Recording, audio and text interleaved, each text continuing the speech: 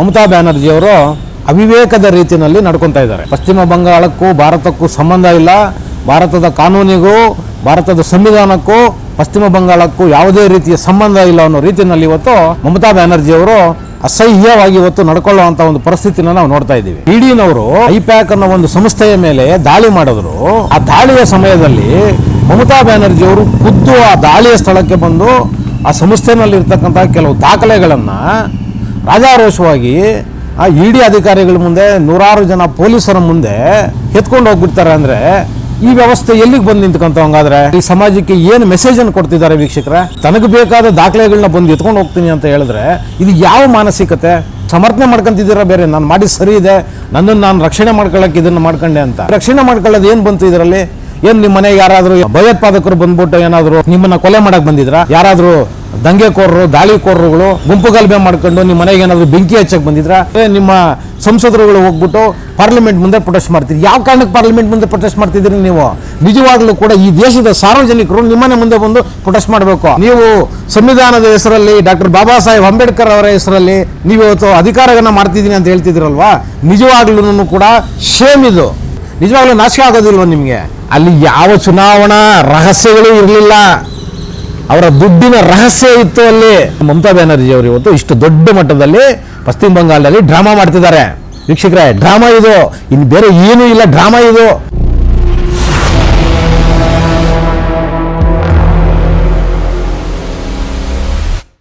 TV ವಿಕ್ರಮದ ಪ್ರೀತಿಯ ನೋಡುಗರಿಗೆ ಟ್ಯಾಕ್ಸಿವಾಲಾ ಕಾರ್ಯಕ್ರಮಕ್ಕೆ ಸ್ವಾಗತ. ನಾನು ನಿಮ್ಮ ನರಸಿಂಹಮೂರ್ತಿ.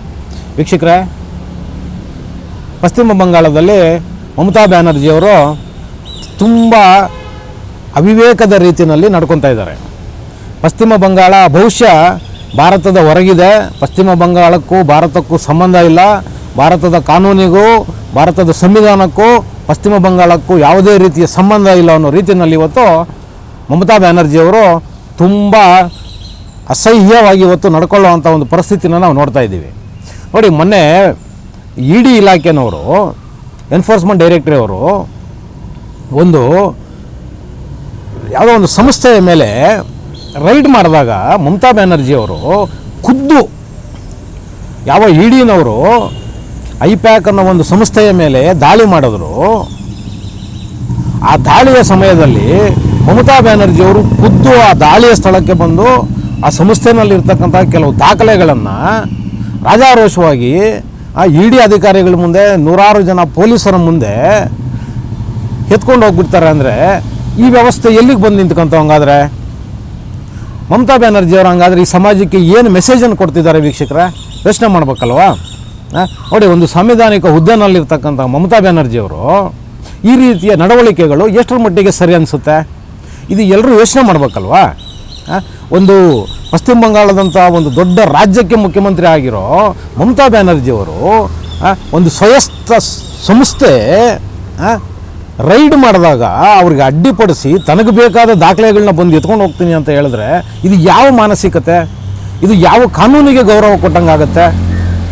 ಮಮತಾ ಬ್ಯಾನರ್ಜಿಯವರು ನೀವು ದಯವಿಟ್ಟು ಉತ್ತರ ಕೊಡಬೇಕು ಸಮಾಜಕ್ಕೆ. ನೀವು ಸಮರ್ಥನೆ ಮಾಡ್ಕೊಂತಿದ್ದೀರಾ ಬೇರೆ, ನಾನು ಮಾಡಿದ ಸರಿ ಇದೆ, ನನ್ನನ್ನು ನಾನು ರಕ್ಷಣೆ ಮಾಡ್ಕೊಳ್ಳೋಕೆ ಇದನ್ನು ಮಾಡ್ಕೊಂಡೆ ಅಂತ. ಮಮತಾ ಬ್ಯಾನರ್ಜಿಯವರೇ, ನಿಮ್ಮನ್ನು ನೀವು ರಕ್ಷಣೆ ಮಾಡ್ಕೊಳ್ಳೋದು ಏನು ಬಂತು ಇದರಲ್ಲಿ? ಏನು ನಿಮ್ಮ ಮನೆಗೆ ಯಾರಾದರೂ ಏನು ಭಯೋತ್ಪಾದಕರು ಬಂದ್ಬಿಟ್ಟು ಏನಾದರೂ ನಿಮ್ಮನ್ನು ಕೊಲೆ ಮಾಡೋಕ್ಕೆ ಬಂದಿದ್ರಾ? ನಿಮ್ಮನ್ನು ನೀವು ರಕ್ಷಣೆ ಮಾಡ್ಕೊಳ್ಳೋದಕ್ಕೆ? ಅಥವಾ ಯಾರಾದರೂ ದಂಗೆಕೋರರು, ದಾಳಿಕೋರರುಗಳು ಗುಂಪು ಗಲಭೆ ಮಾಡ್ಕೊಂಡು ನಿಮ್ಮ ಮನೆಗೆ ಏನಾದರೂ ಬೆಂಕಿ ಹಚ್ಚಕ್ಕೆ ಬಂದಿದ್ರಾ? ಏನಕ್ಕೆ ಬಂದಿದ್ರು ಮೇಡಮ್ ಅವರು? ಇಷ್ಟಕ್ಕೂ ಇಡಿ ಅವ್ರು ನಿಮ್ಮ ಮನೆಗೆ ಬಂದಿಲ್ಲ, ಯಾವುದೋ ಒಂದು ಐಪ್ಯಾಕ್ ಅನ್ನೋ ಒಂದು ಸಂಸ್ಥೆಯ ಮೇಲೆ ಅವರು ರೈಡ್ ಮಾಡಿದ್ದಾರೆ, ಅವ್ರದ್ದೇನೋ ಕೆಲಸ ಅವ್ರು ಮಾಡ್ತಿದ್ದಾರೆ. ನೀವಲ್ಲಿ ಹೋಗಿ ಒಂದಷ್ಟು ದಾಖಲೆಗಳನ್ನ ಎತ್ಕೊಂಡು ಬರೋವಂಥ ಹರ್ಕತ್ ಏನಿತ್ತು ಮೇಡಮ್ ಅವರೇ? ನೀವು ಸಮಾಜಕ್ಕೆ ಏನು ಸಂದೇಶನ ಕಳಿಸ್ತಿದ್ದೀರಿ? ಮಮತಾ ಬ್ಯಾನರ್ಜಿ ಮೇಡಮ್ ಅವರೇ, ನೀವು ಸಮಾಜಕ್ಕೆ ಏನು ಸಂದೇಶನ ಕಳಿಸ್ತಾ ಇದ್ದೀರಿ? ಈಗ ಒಂದು ಎಕ್ಸಾಂಪಲ್ ತಗೊಳ್ಳೋಣ. ನೀವು ಇವಾಗ ಇಡಿನವರು ರೈಡ್ ಮಾಡಿದಾಗ ನೀವು ಹೋಗಿ ಆ ಅಧಿಕಾರಿಗಳನ್ನ ಲೆಕ್ಕಿಸದೆ ನೀವು ಹೋಗ್ಬಿಟ್ಟು ನಿಮಗೆ ಬೇಕಾದ ದಾಖಲೆಗಳನ್ನ ಓದ್ಕೊಂಡು ಬಂದ್ರಿ. ಈಗ ನಾನೊಂದು ಪ್ರಶ್ನೆ ಇದೆ ನಿಮ್ಮ ಹತ್ರ. ಈಗ ನೀವು ನಿಮ್ಮ ಹತ್ರ ನಿಮ್ಮ ರಾಜ್ಯದಲ್ಲಿ ಪೊಲೀಸ್ ಇದೆ, CID ಇದೆ, ಬೇರೆ ಬೇರೆ ತನಿಖಾ ಸಂಸ್ಥೆಗಳು ನಿಮ್ಮ ಅಂಡರಲ್ಲೂ ಇದ್ದಾವೆ. ಈಗ ನಿಮ್ಮ ಪೊಲೀಸ್ನವರಾಗಲಿ ಅಥವಾ ನಿಮ್ಮ ರಾಜ್ಯದ ತನಿಖಾ ಸಂಸ್ಥೆಗಳು ನಿಮ್ಮ ರಾಜ್ಯದಲ್ಲಿ ಯಾರ ಮೇಲೆ ಅದು ದಾಳಿ ಮಾಡಿದಾಗ ಆ ಮನೆಯವರು ಯಾರನ್ನಾದರೂ ಒಂದಷ್ಟು ಜನನ ಕರೆಸಿ ಅವರು ತಮಗೆ ಬೇಕಾಗಿರೋ ದಾಖಲೆಗಳನ್ನ ತೊಗೊಂಡೋದ್ರೆ ನಿಮ್ಗೆ ಓಕೆನಾ? ಹೇಳಿ ಮಮತಾ ಮೇಡಮ್ ಅವರೇ, ನಿಮ್ಗೆ ಓಕೆನಾ? ನಿಮಗಿದು ಸರಿ ಅನಿಸುತ್ತಾ ಹೇಳಿ? ನೀವು ಮಾಡಿದ ತಪ್ಪಲ್ವ ಮೇಡಮ್ ಅವರೇ ಇದು? ನಿಮ್ಮನ್ನು ಲಕ್ಷಾಂತರ ಜನ ಕೋಟ್ಯಾಂತರ ಜನ ಫಾಲೋ ಮಾಡೋ ಜನ ಇದ್ದಾರೆ ಈ ದೇಶದಲ್ಲಿ. ಹಂಗಾದ್ರೆ ಅವ್ರಿಗೆಲ್ಲ ಏನು ಸಂದೇಶ ಕಳಿಸ್ತಾ ಇದ್ದೀರಿ ನೀವು? ಈ ದೇಶದ ಕಾನೂನನ್ನು ನೀವು ಮೀರಿ, ಈ ದೇಶದ ಕಾನೂನನ್ನು ನೀವು ಪಾಲನೆ ಮಾಡೋದು ಬೇಡ, ಈ ದೇಶದ ಸಂವಿಧಾನನ ನೀವು ಪಾಲನೆ ಮಾಡೋದು ಬೇಡ ಅಂತ ತಿಳ್ಕೊಳ್ಳೋದಾ ನಿಮ್ಮ ಫಾಲೋವರ್ಸು? ಹೇಳಿ ಮೇಡಮ್ ಅವರೇ. ನೀವು ಮುಖ್ಯಮಂತ್ರಿ ಸ್ಥಾನದಲ್ಲಿರೋರು, ನಿಮ್ಮ ನಡವಳಿಕೆಗಳು ಯಾವ ರೀತಿ ಇರಬೇಕು ಮೇಡಮ್ ಅವರೇ? ಜನಸಾಮಾನ್ಯರಿಗಿಂತ ಕೆಟ್ಟದಾಗಿ ನಿಮ್ಮ ನಡವಳಿಕೆಗಳಿದೆ. ನೀವು ಅದನ್ನು ಸಮರ್ಥನೆ ಬೇರೆ ಮಾಡ್ಕೊತಾ ಇದ್ದೀರಿ ಮೀಡಿಯಾ ಮುಂದೆ ಬಂದು. ಎಷ್ಟರ ಮಟ್ಟಿಗೆ ಸರಿ? ಯಾಕೆ ನೀವೇನಾದರೂ ಈ ದೇಶದಿಂದ ಹೊರಗಿದ್ದೀರಾ? ನಿಮ್ಮ ಪಶ್ಚಿಮ ಬಂಗಾಳಕ್ಕೆ ಏನಾದರೂ ಬೇರೆ ಏನಾದರೂ ಸಂವಿಧಾನ ಇದೆಯಾ ಅಥವಾ ಬೇರೆ ಏನಾದರೂ ಕಾನೂನು ಇದೆಯಾ? ನೀವು ರಾಜಕಾರಣಿಗಳು ಯಾವ ತನಿಖೆ ಸಂಸ್ಥೆ ತನಿಖೆ ಮಾಡೋಕ್ಕೆ ಬಂದ್ರೂ ಕೂಡ ನೀವು ಅದನ್ನ ವೈಲೇಟ್ ಮಾಡ್ಬೋದಾ? ತನಿಖಾ ಸಂಸ್ಥೆಗಳು ತನಿಖೆ ಮಾಡುವಾಗ ನಿಮಗೆ ಬೇಕಾದ ದಾಖಲೆಗಳನ್ನ ನೀವು ಎತ್ಕೊಂಡು ಹೋಗ್ಬೋದಾ? ಹೇಳಿ ಮೇಡಮ್ ಅವರೇ. ತಿರ್ಗಾ ನೋಡಿದ್ರೆ ನಿಮ್ಮ ಸಂಸದರುಗಳು ಹೋಗ್ಬಿಟ್ಟು ಪಾರ್ಲಿಮೆಂಟ್ ಮುಂದೆ ಪ್ರೊಟೆಸ್ಟ್ ಮಾಡ್ತೀರಿ. ಯಾವ ಕಾರಣಕ್ಕೆ ಪಾರ್ಲಿಮೆಂಟ್ ಮುಂದೆ ಪ್ರೊಟೆಸ್ಟ್ ಮಾಡ್ತಿದ್ದೀರಿ ನೀವು? ನಿಜವಾಗ್ಲೂ ಕೂಡ ಈ ದೇಶದ ಸಾರ್ವಜನಿಕರು ನಿಮ್ಮನೆ ಮುಂದೆ ಬಂದು ಪ್ರೊಟೆಸ್ಟ್ ಮಾಡಬೇಕು. ಯಾಕೆಂದರೆ ಒಂದು ಸ್ವಾಯತ್ತ ಸಂಸ್ಥೆ, ಒಂದು ತನಿಖಾ ಸಂಸ್ಥೆ ಇವತ್ತು ಯಾರ್ದೋ ಒಂದು ಮನೆ ಮೇಲೆ ದಾಳಿ ಮಾಡಿದಾಗ ಅವ್ರಿಗೇನೋ ಒಂದಷ್ಟು ದಾಖಲೆಗಳು ಸಿಕ್ಕಿರುತ್ತೆ, ಅದನ್ನು ಇಟ್ಕೊಂಡು ದಾಳಿ ಮಾಡಿದಾಗ ನೀವು ಆ ಒಂದು ತನಿಖಾ ಸಂಸ್ಥೆ ಕೆಲಸಕ್ಕೆ ನೀವು ಅಡ್ಡಿ ಮಾಡಿದ್ದೀರಾ ಅಂದರೆ ಆ್ಯಕ್ಚುಲಿ ನೀವು ಆರೋಪಿಗಳಾಗಿರ್ತೀರಿ, ನೀವು ಅಪರಾಧ ಮಾಡಿದ್ದೀರಿ, ನಿಮ್ಮನೆ ಮುಂದೆ ಪ್ರೊಟೆಸ್ಟ್ ಮಾಡಬೇಕು. ಆದರೆ ದುರ್ದೈವವಶ ಇವತ್ತು ಏನಾಗಿದೆ, ನಿಮ್ಮ ಸಂಸದರುಗಳು ಹೋಗ್ಬಿಟ್ಟು ಪಾರ್ಲಿಮೆಂಟ್ ಮುಂದೆ ಹೋಗಿ ಹೋಮ್ ಮಿನಿಸ್ಟರ್ಗೆ ಧಿಕ್ಕಾರ ಹಾಕ್ತಾರೆ. ಎಷ್ಟರ ಮಟ್ಟಿಗೆ ಸರಿ ಮಮತಾ ಮೇಡಮ್ ಅವರೇ ಇದು? ಯೋಚನೆ ಮಾಡಿ. ನಿಮ್ಮ ರಾಜಕಾರಣ ಈ ಮಟ್ಟಕ್ಕೆ ಹೊಲಸಾಗಿದೆಯಾ? ಹೇಳಿ. ನೀವು ರಾಜಕಾರಣ ಏನಾದರೂ ಮಾಡ್ಕೊಳ್ಳಿ, ನೀವು ನರೇಂದ್ರ ಮೋದಿನಾದರೂ ಬೈಕೊಳ್ಳಿ, ಅಮಿತ್ ಶಾನಾದರೂ ಬೈಕೊಳ್ಳಿ, ಅಥವಾ ನಿಮ್ಮ ಸಂಸದರನ್ನ ಯಾರನ್ನಾದರೂ ಬೈಕೊಳ್ಳಿ, ನಮ್ಗೆ ಏನೂ ಅಭ್ಯಂತರ ಇಲ್ಲ. ಆದರೆ ನಿಮ್ಮ ನಡವಳಿಕೆಗಳು ಏನಾಗ್ತಿದೆ ಇವತ್ತು ಹೇಳಿ ಮಮತಾ ಮೇಡಮ್ ಅವರೇ? ಹೇಳಿ. ನೀವು ಸಂವಿಧಾನದ ಹೆಸರಲ್ಲಿ, ಡಾಕ್ಟರ್ ಬಾಬಾ ಸಾಹೇಬ್ ಅಂಬೇಡ್ಕರ್ ಅವರ ಹೆಸರಲ್ಲಿ ನೀವು ಇವತ್ತು ಅಧಿಕಾರವನ್ನು ಮಾಡ್ತಿದ್ದೀನಿ ಅಂತ ಹೇಳ್ತಿದ್ದೀರಲ್ವಾ? ನಿಜವಾಗ್ಲೂ ಕೂಡ ಶೇಮ್ ಇದು. ನೀವು ಇಂಥ ಮಹನೀಯರ ಹೆಸರುಗಳನ್ನ ಹೇಳಂಗೇ ಇಲ್ಲ ನೀವು. ನೀವು ದೊಡ್ಡದಾಗಿ ಹೇಳ್ತೀರಿ, ನಾವು ಜಯಪ್ರಕಾಶ್ ನಾರಾಯಣ್ ಮೂಮೆಂಟಿಂದ ಬಂದವರು, ನಾವು ಆ ಮೂಮೆಂಟನ್ನು ಪ್ರೇರಣೆ ತಗೊಂಡು ಬಂದವರು ಅಂತ ಹೇಳ್ಬಿಟ್ಟು ನಿಜವಾಗ್ಲೂ ನಾಚಿಕೆ ಆಗೋದಿಲ್ವ ನಿಮಗೆ? ಅಂತಂಥ ದೊಡ್ಡ ದೊಡ್ಡ ಮನುಷ್ಯರ ಹೆಸರು ಹೇಳ್ತೀರಲ್ಲ ಇವತ್ತು ನೀವು. ಯಾವ ಸಂವಿಧಾನದ ಹೆಸರು ಹೇಳ್ತೀರಿ ನೀವು? ಯಾವ ಅಂಬೇಡ್ಕರ್ ಹೆಸರು ಹೇಳ್ತೀರಿ? ನಿಜವಾಗ್ಲೂ ಇವತ್ತು ಏನಾದರೂ ನೀವು ಯಾರೆಲ್ಲ ಹೆಸರು ಹೇಳ್ತಿದ್ದೀರಲ್ಲ ಅವ್ರು ಏನಾದರೂ ಇವತ್ತು ಎದ್ದು ಬಂದುಬಿಟ್ರೆ ನಿಮ್ಮ ಆಡಳಿತ ವೈಖರಿ ನೋಡ್ಬಿಟ್ರೆ ಅವ್ರಂಗೆ ತಲೆ ತುರುಗಿ ಬಿದ್ದೋಗ್ಬಿಡ್ತಾರೆ. ಆ ಮಟ್ಟಕ್ಕಿದೆ ನೀವು ನೋಡಿದ್ರೆ ನಾವು ಸಂವಿಧಾನ ರಕ್ಷಣೆ ಮಾಡ್ತೀವಿ, ನಾವು ದೇಶ ರಕ್ಷಣೆ ಮಾಡ್ತೀವಿ, ದೇಶ ರಕ್ಷಣೆ ಮಾಡ್ತೀವಿ ಅಂತ ಹೇಳಿ ಪುಂಖವಾಗಿ ಹೇಳ್ತೀರಿ ನೀವು. ಸಂವಿಧಾನನ ರಕ್ಷಣೆ ಮಾಡ್ತೀವಿ, ನಾವು ಸಂವಿಧಾನದ ಪ್ರಕಾರ ದೇಶನ ನಡೆಸ್ತೀವಿ, ರಾಜ್ಯನ ನಡೆಸ್ತೀವಿ ಅಂತ ಹೇಳ್ತಿರಲ್ವಾ? ಒಂದು ತನಿಖಾ ಸಂಸ್ಥೆ ಯಾವುದೋ ಒಂದು ಸಂಸ್ಥೆಯ ಮೇಲೆ ದಾಳಿ ಮಾಡಿದಾಗ ನೀವು ಹೋಗ್ಬಿಟ್ಟು ಅಲ್ಲಿ ದಾಖಲೆಗಳನ್ನ ಎತ್ಕೊಂಡು ಬರ್ತೀನಿ ಅಂದರೆ ಯಾವ ಸಂವಿಧಾನದ ಮೇಲೆ ಕೆಲಸ ಮಾಡ್ತಾ ಇದ್ದೀರಿ ನೀವು? ಹೇಳಿ ಮಮತಾ ಬ್ಯಾನರ್ಜಿ ಅವರೇ, ಯಾವ ಸಂವಿಧಾನದ ಅಡಿಯಲ್ಲಿ ಕೆಲಸ ಮಾಡ್ತಿದ್ದೀರಿ? ಯಾವ ಕಾನೂನು ಅಡಿಯಲ್ಲಿ ನೀವು ಕೆಲಸ ಮಾಡ್ತಿದ್ದೀರಿ? ಹಂಗಿದ್ರೆ ಜನರಿಗೆ ಉತ್ತರ ಕೊಡಿ ನೀವು. ಜನರಿಗೆ ಗೊತ್ತಿದೆ ನೀವೇನನ್ನು ಹೊತ್ಕೊಂಡು ಬರ್ತಿದ್ದೀರಿ, ನೀವೇನಕ್ಕೆ ಅಲ್ಲಿ ಹೋಗಿ ಆ ದಾಳಿಯನ್ನು ನೀವು ತಡೆದ್ರಿ ಅಂತಂದು ಸಾಮಾನ್ಯ ಜನ ನಮ್ಮಂಥವ್ರಿಗೆ ಗೊತ್ತಾಗ್ತಿದೆ ನೀವೇನಕ್ಕೆ ಮಾಡ್ತಿದ್ದೀರಿ ಅಂತ. ವೀಕ್ಷಕರೇ ನೋಡಿ, ಇಲ್ಲಿ ಒಂದು ತುಂಬ ಗೌಪ್ಯವಾದ ವಿಚಾರಗಳಿದ್ದಾವೆ. ಮಮತಾ ಬ್ಯಾನರ್ಜಿಯವರು ಇಡಿ ಅವರು ದಾಳಿ ಮಾಡಿದ ಒಂದು ಸಂಸ್ಥೆ ಒಳಗಡೆ ನುಗ್ಗಿ ಅವರು ಬೇಕಾಗಿದ್ದ ದಾಖಲೆಗಳನ್ನ ಯಾಕೆ ಎತ್ಕೊಂಡು ಬಂದರು ಅಂದರೆ ಅದಕ್ಕೆ ಬೇರೆಯೇ ಕಾರಣ ಇದೆ. ಆದರೆ ಮಮತಾ ಬ್ಯಾನರ್ಜಿ ಅವ್ರು ಏನು ಹೇಳ್ತಿರೋದು, ನಮ್ಮ ಚುನಾವಣಾ ತಂತ್ರಗಾರಿಕೆಯ ವಿಷಯಗಳು ಅದರಲ್ಲಿದ್ದವು, ಆ ಹಾರ್ಡ್ ಡಿಸ್ಕ್ಗಳಿದ್ವು, ಆ ಫೈಲಲ್ಲಿದ್ವು, ಅದಕ್ಕೆ ನಾನು ಅದನ್ನ ಎತ್ಕೊಂಡ್ಬರ್ಬೇಕಾಗಿತ್ತು, ನಮ್ಮನ್ನು ನಾವು ಸೇವ್ ಮಾಡ್ಕೊಬೇಕಾಗಿತ್ತು ಅಂತ. ಖಂಡಿತ ಇದಲ್ಲ, ಇದು ಬರೀ ಸುಳ್ಳಿದು. ನೋಡಿ, ಯಾವುದೇ ರಾಜಕೀಯ ಪಕ್ಷಗಳು ಈ ರೀತಿ ಏನು ಐಪ್ಯಾಕ್ ಅನ್ನೋ ಒಂದು ಸಂಸ್ಥೆ ಮೇಲೆ ರೈಡ್ ಮಾಡಿದಾರಲ್ಲ, ಇಂಥ ಸಂಸ್ಥೆಗಳನ್ನ ಇವರು ಪಾರ್ಟಿಗಳಲ್ಲೇ ಹುಟ್ಟಾಕೊಂಡಿರ್ತಾರೆ. ಇಂಥ ಸಂಸ್ಥೆಗಳನ್ನ ರಾಜಕೀಯ ಪಕ್ಷಗಳನ್ನೇ ತಮಗೆ ಬೇಕಾದವರ ಹೆಸರಲ್ಲಿ ನೋಂದಣಿ ಮಾಡ್ಕೊಂಡು ಇವ್ರು ಏನು ಮಾಡ್ತಾರೆ ಈ ಸಂಸ್ಥೆಗಳಲ್ಲಿ ಅಂದರೆ, ನೋಡಿ, ಇವರಿಗೆ ದುಡ್ಡಲ್ಲಿಂದ ಬರುತ್ತೆ, ಅಕ್ರಮವಾಗಿ ದುಡ್ಡುಗಳನ್ನ ಮಾಡ್ತಾರೆ ಇವರು. ಬೇರೆ ಬೇರೆ ಬೇರೆ ಮೂಲಗಳಿಂದ ಇವರಿಗೆ ದುಡ್ಡು ಬರುತ್ತೆ. ದುಡ್ಡು ಹೆಂಗೆ ಬರುತ್ತೆ ಅಂದರೆ ಕ್ಯಾಶ್ ರೂಪದಲ್ಲಿ ಬರುತ್ತೆ. ಎಲ್ಲ ರಾಜಕೀಯ ಪಕ್ಷಗಳಿಗೂ ಹೇಳ್ತಿದ್ದೀನಿ ನಾನು, ಕ್ಯಾಶ್ ರೂಪದಲ್ಲಿ ಬರುತ್ತೆ. ಅದನ್ನು ಯಾವುದೇ ಒಬ್ಬ MLA ಆಗಲಿ, MP ಆಗಲಿ, ಅಥವಾ ಒಂದು ಸರ್ಕಾರವಾಗಲಿ ಅದನ್ನು ಹಾಗೆ ತೊಗೊಳ್ಳೋದಕ್ಕೆ ಆಗೋದಿಲ್ಲ. ಕಷ್ಟ ಆಗುತ್ತೆ, ದುಡ್ಡನ್ನು ಅವ್ರು ಇಟ್ಕೊಳ್ಳೋದು ಕಷ್ಟ ಆಗುತ್ತೆ. ಏನಕ್ಕೆ ಅಂದರೆ ಅದನ್ನ ಬ್ಯಾಂಕಲ್ಲಿ ಡಿಪಾಸಿಟ್ ಮಾಡಿದ್ರೆ ಇನ್ಕಮ್ ಟ್ಯಾಕ್ಸ್ ಡಿಪಾರ್ಟ್ಮೆಂಟ್ನವ್ರು ಕೇಳ್ತಾರೆ ಈ ದುಡ್ಡೆಲ್ಲಿಂದ ಬಂತು ಅಂತ. ಅದಕ್ಕೋಸ್ಕರ ಏನು ಮಾಡ್ತಾರೆ ಎಲ್ಲ ರಾಜಕಾರಣಿಗಳು, ಈ ರಾಜಕೀಯ ಪಕ್ಷಗಳು ಇಂಥ ಕಂಪ್ನಿಗಳನ್ನ ಹುಟ್ಟಾಕೊಂಡಿರ್ತಾರೆ. ಇವ್ರು ಏನಪ್ಪ ಈ ಕಂಪ್ನಿಗಳ ಕೆಲಸ ಅಂದರೆ, ಹೊರಗಡೆ ಬೋರ್ಡ್ ಏನೋ ಬೇರೆ ಇರುತ್ತೆ, ಒಳಗಡೆ ಬೋರ್ಡಲ್ಲಿ ಏನೋ ಬೇರೆ ಕೆಲಸ ಮಾಡ್ತೀವಿ ಅಂತ ಹಾಕಿರ್ತಾರೆ. ಆದರೆ ಒಳಗಡೆ ಏನು ನಡೀತದೆ ಅಂದರೆ, ಯಾವುದು ಅಕ್ರಮವಾಗಿ ಹಣಗಳು ಬರುತ್ತಲ್ಲ, ಈ ರಾಜಕಾರಣಿಗಳಿಗೆ, ರಾಜಕೀಯ ಪಕ್ಷಗಳಿಗೆ ಅದನ್ನು ನಗದು ರೂಪದಲ್ಲಿ ತಗೊಳ್ಳೋದು, ಇವರು ಶೇಖರಣೆ ಮಾಡಿ ಇಟ್ಕೊಂಡಿರೋದು, ಚುನಾವಣಾ ಸಂದರ್ಭಗಳಲ್ಲಿ ಅದನ್ನು ಎಲ್ಲಿಗೆ ಬೇಕೋ ಅಲ್ಲಿಗೆ ಮೊಬಿಲೈಸ್ ಮಾಡೋದು. ಯಾಕೆಂದರೆ ಯಾವುದೇ ಒಂದು ಚುನಾವಣೆ ನಡಿಬೇಕಂದ್ರೆ ಬರೀ ಹಣ ಇಟ್ಕೊಂಡ್ರೆ ಸಾಕಾಗೋದಿಲ್ಲ, ಅದು ಮೊಬಿಲೈಸ್ ಆಗಬೇಕು. ಹೌದು, ಅದು ಮೊಬಿಲೈಸ್ ಆಗಬೇಕು, ಅದು ಎಲ್ಲಿ ಹೋಗಬೇಕು ಅಲ್ಲಿಗೆ ಹೋಗಬೇಕು. ಅದನ್ನು ರಾಜಕಾರಣಿಗಳು ಮಾಡೋದು ಕಷ್ಟ ಆಗುತ್ತೆ ಚುನಾವಣಾ ಸಂದರ್ಭಗಳಲ್ಲಿ. ಯಾಕೆಂದರೆ ಎಲ್ಲ ರಾಜಕಾರಣಿಗಳ ಹಿಂದೆನೂ ಮೀಡಿಯಾದವ್ರು ಇರ್ತಾರೆ, ಕ್ಯಾಮ್ರಾಗಳಿರ್ತವೆ. ರಾಜಕಾರಣಿ ದುಡ್ಡನ್ನು ಕ್ಯಾರಿ ಮಾಡೋಕ್ಕಾಗೋದಿಲ್ಲ. ಮತ್ತು ಸಿಕ್ಕಾಪಟ್ಟೆ ಏನೋ ತಪಾಸಣೆಗಳು ನಡೀತಾ ಇರುತ್ತೆ, ಚುನಾವಣಾ ಆಯೋಗದವ್ರು ಮಾಡ್ತಿರ್ತಾರೆ. ಹಂಗಾಗಿ ಏನು ಮಾಡ್ತವೆ ನೋಡಿ, ಇಂಥ ಸಂಸ್ಥೆಗಳು ಏನು ಮಾಡ್ತವೆ, ಈ ದುಡ್ಡನ್ನು ಶೇಖರಣೆ ಮಾಡಿ ಇಟ್ಕೊಂಡಿರೋ ದುಡ್ಡನ್ನು ಇದನ್ನು ಹೆಂಗೆ ಮೊಬಿಲೈಸ್ ಮಾಡ್ತಾರೆ ಇವರು ಅಂದರೆ, ಎಲ್ಲ ಕ್ಷೇತ್ರಗಳಿಗೂ ಕೂಡ ಇದನ್ನು ಸಮನಾಗಿ ಹಂಚ್ಕೊಂಡು ಹೋಗ್ತಾರೆ ಪಕ್ಷದ ಕಡೆಯಿಂದ. ಇದು ಎಲ್ಲ ರಾಜಕೀಯ ಪಕ್ಷಗಳು ಮಾಡ್ತಾರೆ, ಎಲ್ಲ ರಾಜಕೀಯ ಪಕ್ಷಗಳು ಇದೇ ಕೆಲಸನೇ ಮಾಡೋದು. ಇಂಥ ಸಂಸ್ಥೆಗಳಿಂದ ಚುನಾವಣೆಗಳಲ್ಲಿ ದುಡ್ಡು ಎಲ್ಲೆಲ್ಲಿ ತಲುಪಬೇಕು ಅಲ್ಲಲ್ಲಿ ತಲುಪಿಸುವಂಥ ಕಾರ್ಯಗಳನ್ನ ಇವ್ರು ಮಾಡ್ತಾರೆ. ಮಮತಾ ಬ್ಯಾನರ್ಜಿ ಅವರು ಹೇಳ್ದಂಗೆ ಅಲ್ಲಿ ಯಾವ ಚುನಾವಣಾ ರಹಸ್ಯಗಳು ಇರಲಿಲ್ಲ, ಅವರ ದುಡ್ಡಿನ ರಹಸ್ಯ ಇತ್ತು. ಅಲ್ಲಿ ಲಕ್ಷಾಂತರ ಕೋಟ್ಯಾಂತರ ರೂಪಾಯಿ ದುಡ್ಡುಗಳನ್ನ ಇಂಥ ಸಂಸ್ಥೆಗಳಲ್ಲಿ ಅವರು ಅಡವಿಕ್ಕಿರ್ತಾರೆ.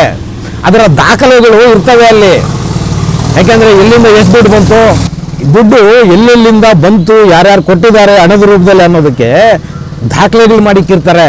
ಮಮತಾ ಬ್ಯಾನರ್ಜಿಯವರು ತೊಗೊಂಡೋಗಿರೋದು ಅಂಥ ದಾಖಲೆಗಳೇ ಹೊರತು ಯಾವುದು ಚುನಾವಣಾ ರಹಸ್ಯ ಅಲ್ಲ ಅಂತ ಮೇಲ್ನೋಟಕ್ಕೆ ನನಗನ್ನಿಸ್ತಿದೆ. ಖಂಡಿತ ಇದೇ ಇರುತ್ತೆ. ಈ ಅನುಮಾನಗಳು ಎಲ್ಲ ಜನಮಾನಸದಲ್ಲೂ ಇದೆ. ಮಮತಾ ಬ್ಯಾನರ್ಜಿಯವರು ಹೇಳ್ದಂಗೆ ಅವರ ಯಾವ ಚುನಾವಣಾ ರಣತಂತ್ರಗಳು ಇಲ್ಲ ಅದರಲ್ಲಿ. ಅದನ್ನು ಎತ್ಕೊಂಡೋಗಿ BJP ಅವರು ಕೊಟ್ಬಿಡ್ತಾರೆ, ED ಅವರು ಅಂತ ಏನು ಆರೋಪ ಮಾಡ್ತಿದ್ದಾರಲ್ಲ, ಆರೋಪವೇ ಸುಳ್ಳು. ಮತ್ತು ಮಮತಾ ಬ್ಯಾನರ್ಜಿಯವರು ಇನ್ನೊಂದು ದೊಡ್ಡ ಆರೋಪ ಮಾಡಿರೋದು ಏನಂದರೆ, ಅಮಿತ್ ಶಾ ಮೇಲೆ ಕಲ್ಲಿದ್ದಲು ಹಗರಣ ಮತ್ತು ಏನು ಆನ್ಲೈನ್ ಗೇಮ್ಸ್ ಇದೆಯಲ್ಲ, ಈ ಆನ್ಲೈನ್ ಗೇಮ್ಸಲ್ಲಿ ನೀವು ಎಷ್ಟು ದುಡ್ಡುಗಳನ್ನ ತೊಗೊಂಡಿದ್ದೀರಾ ಅಂತ ನಮಗೆ ಗೊತ್ತಿದೆ, ನನ್ನ ಹತ್ರ ಪೆನ್ ಡ್ರೈವ್ಗಳಿದೆ ಅಂತ ಹೇಳ್ತಿದ್ದಾರೆ ಮಮತಾ ಬ್ಯಾನರ್ಜಿ ಅವರು. ಮಮತಾ ಬ್ಯಾನರ್ಜಿ ಮೇಡಮ್ ಅವರೇ, ದಯವಿಟ್ಟು ನೀವೇನು ಆರೋಪ ಮಾಡಿದ್ದೀರಲ್ಲ, ದಯವಿಟ್ಟು ನೀವು ಆರೋಪನ ಮಾಡಿದ್ದೀರಿ, ಅದ್ರ ಜೊತೆಗೆ ನನ್ನ ಹತ್ರ ಸಾಕ್ಷಿಗಳಿದೆ ಅಂತ ಹೇಳಿದ್ದೀರಲ್ವಾ, ನೋಡಿ ಇದು ಕೂಡ ಅಪರಾಧವೇ, ಇದು ಕೂಡ ಅಪರಾಧವೇ. ಯಾರೋ ಒಬ್ಬರು ತಪ್ಪು ಮಾಡಿದ್ದಾರೆ, ಅವ್ರ ವಿರುದ್ಧವಾಗಿ ನನ್ನ ಹತ್ರ ದಾಖಲೆ ಇದೆ ಅಂದಮೇಲೆ ನೀವು ಇಟ್ಕೊಂಡು ಕೂರಂಗಿಲ್ಲ, ನೀವು ಅದನ್ನು ನ್ಯಾಯಾಲಯಗಳಿಗೆ ಕೊಡಬೇಕು, ನೀವು ಅವ್ರ ಮೇಲೆ ಕೇಸ್ ಮಾಡಬೇಕು. ನೀವು ಯಾಕೆ ಅದನ್ನು ಇಟ್ಕೊಂಡು ಕೂತಿದ್ದೀರಿ? ದಯವಿಟ್ಟು ನೋಡಿ, ಈ ವಿಚಾರವಾಗಿ ನನ್ನ ಕಳಕಳಿಯ ಮನವಿ ಕೋರ್ಟ್ಗಳವ್ರ ಹತ್ರ, ದಯವಿಟ್ಟು ಇವ್ರ ಮೇಲೆ ಸುಮೋಟೋ ಕೇಸ್ ಹಾಕೊಳ್ಳಿ.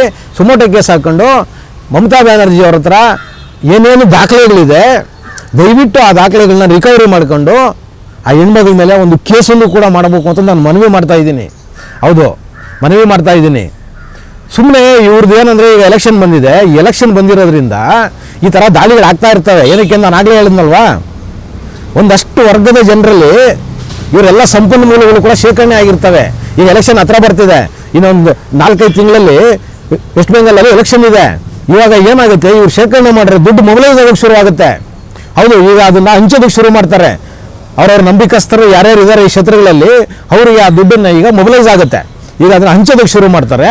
ಆ ಕಾರಣಕ್ಕೆ ED ಈಗ ರೈಡ್ ಮಾಡೋದಕ್ಕೆ ಶುರು ಮಾಡಿದ್ದಾರೆ. ಈಗ ಯಾರ್ಯಾರ ಮೇಲೆ ಅನುಮಾನಗಳಿದೆ, ಯಾರ್ಯಾರು ದುಡ್ಡನ್ನು ಶೇಖರಣೆ ಮಾಡಿಟ್ಟಿರ್ಬೋದು ಅನ್ನೋ ಒಂದು ಗುಮಾನಿಗಳಿದೆ, ಅಂಥವ್ರ ಮೇಲೆ ಇವತ್ತು EDಗಳು ರೈಡ್ ಮಾಡೋಕ್ಕೆ ಹೋಗ್ತಿದೆ. ಏನಕ್ಕೆ ಅಂದರೆ, ಚುನಾವಣಾ ಅಕ್ರಮಗಳನ್ನ ತಡೆಯೋದಕ್ಕೋಸ್ಕರ ED ರೈಡ್ ಮಾಡುತ್ತೆ. ಎಲ್ಲೆಲ್ಲಿ ಅಕ್ರಮವಾಗಿ ದುಡ್ಡುಗಳು ಇಟ್ಟಿದ್ದಾರೆ ಅದನ್ನು ಸೀಸ್ ಮಾಡೋ ಕೆಲಸನ ಮಾಡ್ತಾರೆ, ED ಅವ್ರು ಮಾಡ್ತಾರೆ. ಆಮೇಲೆ ಚುನಾವಣೆ ಟೈಮ್ನಲ್ಲಿ ಚುನಾವಣಾ ಅಧಿಕಾರಿಗಳೇನಿದ್ದಾರೆ ಅವರುಗಳು ಕೂಡ ವಾಚ್ ಮಾಡ್ತಿರ್ತಾರೆ, ಸಿಕ್ಕಿದ ದುಡ್ಡನ್ನು ಅವರನ್ನು ಕೂಡ ಸೀಸ್ ಮಾಡ್ತಾರೆ. ಈ ಪ್ರಕ್ರಿಯೆ ಈಗ ಸ್ಟಾರ್ಟ್ ಆಗಿದೆ. ಈ ಪ್ರಕ್ರಿಯೆ ಸ್ಟಾರ್ಟ್ ಆಗಿರೋದನ್ನು ತಡಿಬೇಕು ಇವಾಗ ಏನಾದರೂ ಮಾಡಿ. ಏನಕ್ಕೆ ಅಂದರೆ, ಮಮತಾ ಬ್ಯಾನರ್ಜಿ ಅವರು ಶೇಖರಣೆ ಮಾಡಿಟ್ಟಿರೋ ದುಡ್ಡನ್ನ ಅದು ಅವರವರ ನಂಬಿಕಸ್ಥರಿಗೆ ಅದು ಇವಾಗ ಡಿಸ್ಟ್ರಿಬ್ಯೂಟ್ ಆಗಬೇಕು, ಮೊಬಲೈಸ್ ಆಗಬೇಕು. ಈಗ ದುಡ್ಡನ್ನ ಅದು ಮೊಬಲೈಸ್ ಆಗೋದನ್ನು EDನವರು ಇವಾಗ ರೈಡ್ ಮಾಡೋದ್ರ ಮುಖಾಂತರ ತಡೀತಿದ್ದಾರೆ. ಆ ಕಾರಣಕ್ಕೋಸ್ಕರ ಮಮತಾ ಬ್ಯಾನರ್ಜಿ ಅವರು ಇವತ್ತು ಇಷ್ಟು ದೊಡ್ಡ ಮಟ್ಟದಲ್ಲಿ ಪಶ್ಚಿಮ ಬಂಗಾಳದಲ್ಲಿ ಡ್ರಾಮಾ ಮಾಡ್ತಿದ್ದಾರೆ. ವೀಕ್ಷಕರೇ, ಡ್ರಾಮಾ ಇದು, ಇನ್ನು ಬೇರೆ ಏನೂ ಇಲ್ಲ, ಡ್ರಾಮಾ ಇದು. ಏನು ಅಮಿತ್ ಶಾ ಅವ್ರ ಮೇಲೆ ಹೇಳಿದಾರಲ್ಲ, ಈಗ ಕಲ್ಲಿದ್ದಲು ಹಗರಣ ನಿಮ್ಗೆ ನನಗೆ ಗೊತ್ತಿದೆ, ನೀವು ಎಷ್ಟು ತಗೊಂಡಿದ್ದೀರಿ, ಮತ್ತು ಆನ್ಲೈನ್ ಗೇಮ್ಸಲ್ಲಿ ನಿಮ್ಗೆ ಎಷ್ಟು ದುಡ್ಡು ಬರ್ತಿದೆ ನನಗೆ ಗೊತ್ತಿದೆ, ನಾನು ದಾಖಲೆಗಳನ್ನ ಬಿಡ್ತೀನಿ ಅಂತ. ದಯವಿಟ್ಟು ನೀವು ದಾಖಲೆಗಳನ್ನ ಬಿಟ್ಟು ಸಾಬೀತು ಮಾಡಿ, ಅವಾಗ ನಾವು ಕೂಡ ಒಪ್ಕೊಳ್ತೀವಿ. ಸುಮ್ಮನೆ ನೀವು ಆರೋಪಗಳನ್ನ ಗಾಳಿನಲ್ಲಿ ತೂರು ಬಿಡೋದಲ್ಲ. ನಿಮ್ಮ ಆರೋಪಗಳು ನೀವು ಮಾಡಿರೋ ಸರಿನೇ ಇದ್ದರೆ ನೀವು ಮೊದಲು ನ್ಯಾಯಾಲಯಕ್ಕೆ ಕೊಡಿ, ಕಂಪ್ಲೇಂಟ್ ಕೊಡಿ, ಇಲ್ಲ ಪೊಲೀಸರು ನೀವು ದಾಖಲೆಗಳನ್ನ ಕೊಡಬೇಕು. ನೀವು ಇಟ್ಕೊಂಡು ಕೂರಂಗಿಲ್ಲ. ಯಾಕೆಂದರೆ ನೀವೊಂದು ಜವಾಬ್ದಾರಿ ಜಾಗದಲ್ಲಿ ಕೂತಿದ್ದೀರಿ, ನೀವು ಒಂದು ರಾಜ್ಯದ ಮುಖ್ಯಮಂತ್ರಿ ಆಗಿದ್ದೀರಿ. ಆ ಕಾರಣಕ್ಕೋಸ್ಕರ ನೀವು ದಾಖಲೆಗಳನ್ನ ಬಿಡುಗಡೆ ಮಾಡಬೇಕು. ಮತ್ತು ನೀವು ಇವತ್ತು ಏನು ಮಾಡಿದ್ದೀರಲ್ವಾ ಪಶ್ಚಿಮ ಬಂಗಾಳದಲ್ಲಿ, ಒಂದು ತನಿಖಾ ಸಂಸ್ಥೆ ತನಿಖೆ ಮಾಡೋದಕ್ಕೆ ಯಾರದೋ ಒಂದು ಮನೆ ಮೇಲೆ ರೈಡ್ ಮಾಡಿದಾಗ ಅಥವಾ ಒಂದು ಕಚೇರಿ ಮೇಲೆ ರೈಡ್ ಮಾಡಿದಾಗ ನೀವು ಮಧ್ಯಪ್ರವೇಶ ಮಾಡಿ ನಿಮಗೆ ಬೇಕಾಗಿರೋ ದಾಖಲೆಗಳನ್ನ ಹೊತ್ಕೊಂಡು ಬಂದಿದ್ರಲ್ಲ, ಇದು ಅಸಂವಿಧಾನಿಕವಾದಂಥ ನಡೆ ನಿಮ್ಮದು ಅಂತ ಹೇಳುವುದರ ಮುಖಾಂತರ ಇವತ್ತಿನ ಟ್ಯಾಕ್ಸಿವಾಲ ಕಾರ್ಯಕ್ರಮನ ಮುಗಿಸ್ತಾ ಇದ್ದೀನಿ. ಶೇರ್ ಮಾಡಿ, ಸಬ್ಸ್ಕ್ರೈಬ್ ಮಾಡಿ, ಲೈಕ್ ಮಾಡಿ, ಹೆಚ್ಚೆಚ್ಚು ಕಾಮೆಂಟ್ ಮಾಡೋದರ ಮುಖಾಂತರ ನಮ್ಮನ್ನು ಪ್ರೋತ್ಸಾಹಿಸ್ತೀರಿ.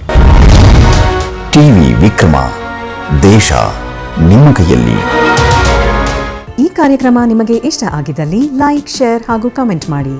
ಟಿವಿ ವಿಕ್ರಮದ ಕಾರ್ಯಕ್ರಮಗಳನ್ನು ನಿರಂತರವಾಗಿ ವೀಕ್ಷಿಸಲು ಸಬ್ಸ್ಕ್ರೈಬ್ ಮಾಡಿ, ಬೆಲ್ ಐಕನ್ ಒತ್ತಿ.